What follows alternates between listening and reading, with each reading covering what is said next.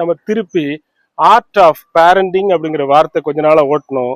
இப்போ art of ரீபேரண்டிங்னு ஒரு விஷயம். பேரண்டிங் ஆல்ரெடி வந்தாச்சு.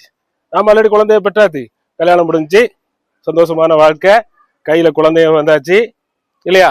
வாழ்க்கை அப்படி ஓடிக்கிட்டு இருக்கு. ஆனா போடுற பிறகு திருப்பி பாக்குறோம், ஓஹோ நம்ம சரியா தான் வந்திருக்கோமா, நம்ம குழந்தை நம்ம பேச்ச கேட்கறாங்களா இல்லையே, பிரச்சனை இருக்குதே, அவ நல்லா படிக்கிறா இருந்தாலும் அவங்ககிட்ட ஏதோ பிரச்சனை இருக்கே, இல்ல படிக்க மாட்டேங்கிறா, மொபைல ஃபுல்லா நோண்டிட்டே இருக்கிறாள. இப்ப இத பிள்ளைய வளர்க்கறது எப்படி? சரி ஒன்னே இருக்கு, ஸ்கூல் இருக்கு, ஸ்கூல்ல ஒன்று படுத்துரும் அவங்க, ஓகே ஸ்கூல்ல ஓகே அப்படின்னா அங்கேயும் சரியான விஷயங்கள் அந்த பிள்ளைங்களை வந்து கேதர் பண்ண முடியல. டீச்சர்ஸ் சொல்லுவாங்க பரவாயில்ல நல்ல பிள்ளை படிக்கிறா, ஆனா இதுல கொஞ்சம் மிஸ்டேக் இருக்கு, பிள்ளைங்க வந்து இப்படி சொல்ல சில விஷயங்கள் எல்லாமே நமக்கு சாதகமாக இல்லை இல்லையா? குழந்தைகள்ட்ட இருந்து ஒரு நம்மகிட்ட என்ன ஒரு பயம் இருக்கு குழந்தைகளை வளர்க்கிறது.